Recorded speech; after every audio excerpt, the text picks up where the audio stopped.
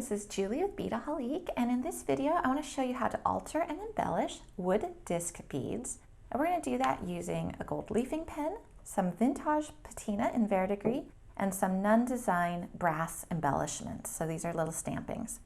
So this is my inspiration, and I'm going to do something very similar, but these earrings were created by one of our designers, Krylon, and she calls them the Juno earrings, and they're just really fun.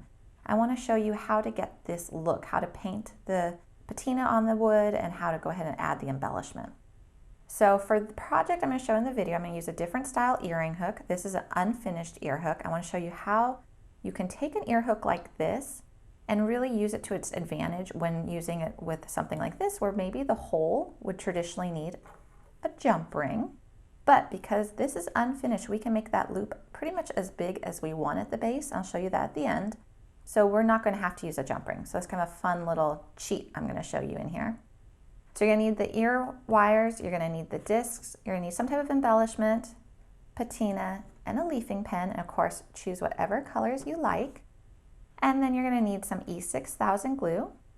And in terms of tools, you're going to need a paintbrush. I just have a disposable one. Something like a scrap piece of paper, Post-its to put your paint on. Scrap piece of wire or a toothpick to add your glue. And then I have a pair of wire looping pliers. These are great, I love them, but a round nose plier would work as well, and a chain nose plier. So we're gonna start by painting on the patina part of this design. So I've got my Verdigris patina and I'm gonna shake it up really well to mix it up.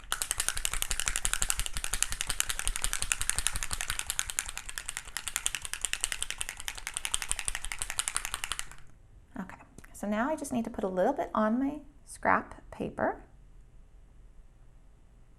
And then you'll notice I'm also working on just a base scrap piece of paper as well. So I'm not going to worry if I get paint on it versus if I was working on my good work table. So I'm just going to choose wherever I want, and I want it to be about halfway. And so if you see the orientation of the hole, maybe it's easier to show like this. So here's my hole, and I just want to create basically a line across.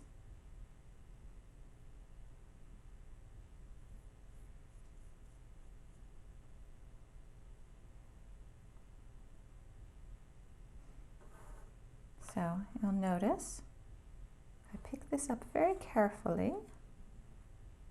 I did get some over on this side, so to make it look nice and tidy, I'm just going to paint the edges.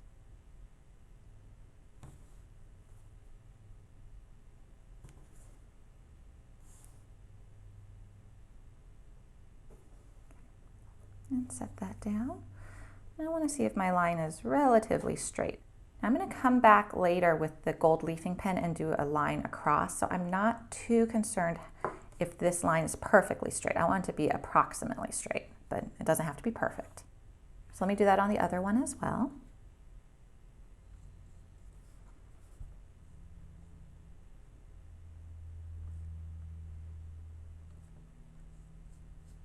And I'm going to paint that edge too. Now let me see if this is a little easier to pick up with my chain nose. There we go. That's a little easier to hold on to.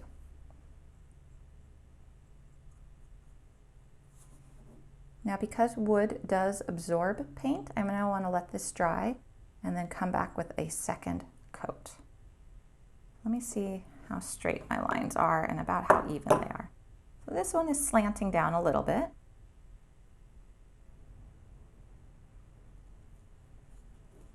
That looks better. And this one does look a little bit fuller. So let me just go like so. Okay, so I'm going to wait about 15-20 minutes, and then I'm going to come back and I'm going to go ahead and do a second coat of the Verdigris patina. You can see the paint is dry. I'm ready for the second coat. So I'm just going to shake up my bottle one more time and paint another layer on top of my first coat.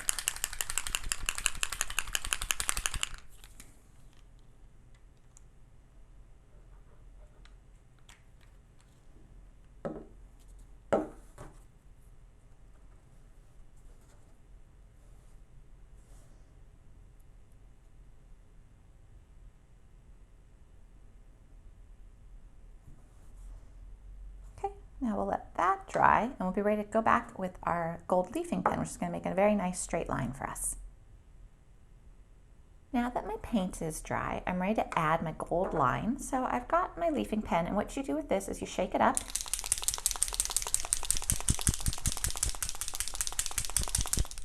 And then you'll notice it has a little felt tip. Now this one has been used before, so it's covered in gold paint. If this was a brand new pen, it would be a white tip, and what you do to get the paint to come down and flow is you just go like that. You just press it, and you can see when I do that, paint comes out. So you keep depressing the tip until you actually see the gold paint start to bleed from the base and saturate that tip. So what you want to do is, once you've got the paint flowing, you want to make a few practice lines. Now you'll notice if I use the paint pen sideways, I get a thin line. And if I use it front on, I get a thick line. So just decide which one you want. I think you have a little bit more wiggle room with the thin one, because if you do make a mistake, you can go over it and try to correct it. If you're doing a thick line like that, your whole piece might end up gold, which is not necessarily a bad thing. I mean, it's a look, so that's an option if you make a mistake, and we'll see what I do here. But I'm gonna try to go right on top of my turquoise paint and try to make a straight line. So I'm gonna use the side. So I just wanna get comfortable with it, and I'm gonna just try to go straight over it. And that's pretty good. I have a little bloop right here that I just will touch up. So I'm okay with that. It's not 100% perfect, but it looks pretty nice. And now I'm going to do the same thing over here. And you see I did make a boo-boo. There's a little bit of the black showing. So I'm just going to go over it again and try to make it even. Honestly, the more you go over it, usually the more jittery your hand gets, and you end up with a little bit more of a bloopy look. So, okay, I'm gonna call that good and try to leave it like that.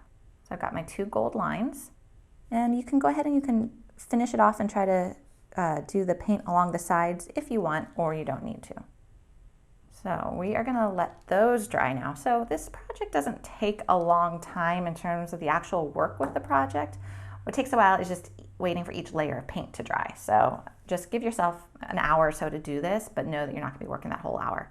So I'm gonna wait again for the gold to dry, and then I'm gonna be able to finish it off with the earring hook and the embellishments. Well, it took several pauses, but everything is dry. So we're ready to add our earring hook and also our embellishments. I'm gonna do the earring hook first actually on this one. Normally you'd probably do the embellishment, but I don't want to take another pause here, so I'm going to do the earring hook first. Now you'll notice in Krylon's example, she just used some jump rings and connected them to an earring hook. This absolutely works great. I just want to show you another alternative, and that is using these unfinished ear wires. So we're going to create a loop at the base here that's big enough to accommodate this disc. I'm going to use my wire looping pliers for this. So what I'm going to do is, you'll notice that it has a tapered nose. So if I went and I did the loop right up here, it would be a very narrow loop, a very small one, and back here would be a larger one. So I want to go somewhere in the middle for this particular project. And actually what I'm going to do for it, let me see if I can grab this. I want to go in the middle, and I'm going to be rotating up. That's not how I usually use these pliers, but in this case it works really well. So I'm just going to go in the middle. Depress. So you see I've started to curve it, and rotate it up and around. There we go. Do that on the other one. You see that nice big loop now. You could definitely use wire looping pliers for this as well. I want to find about the same spot. Up and around. So there we go. Now I'm going to take my chain nose and open up this loop the same way I would open a jump ring, so just twisting it open and then sliding my disc on and closing that loop back up.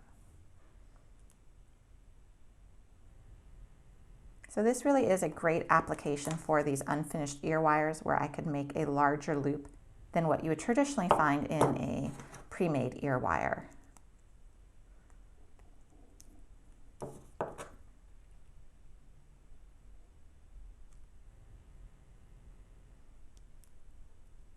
There we go.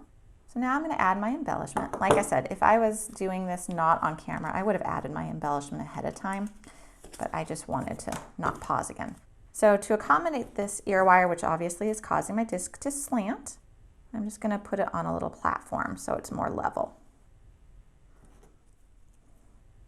There we go. And now with the little arrows, of course you could use stars or flowers or whatever you want. You could put them in whichever direction you like. So they could be going up and down, they could be going to the side, or whatever you might like. Here Krylon did them facing each other. So I'm going to take a little bit of E6000 glue and put it on my scrap piece of paper and close it back up. Now I have a little scrap wire I'm going to use as my applicator. And I'm going to put some on the arrow. Now this is really strong glue, so you don't need all that much. And I don't want it to seep out the sides when I press it into place. All right, so I'm going to just go ahead and place that on my earring and just press it down. So that one is done. So to do it where they are facing each other, which I think is a really fun idea, this one over here, I'm going to do the same thing.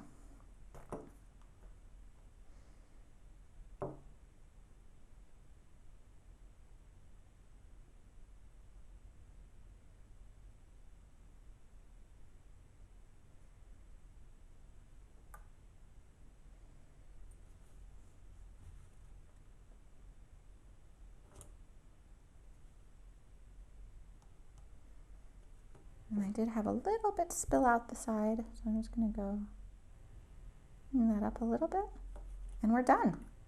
So now all you have to do is let those dry, and then you can enjoy wearing them. You can find the supplies for this project as well as many others at Beadaholique.com.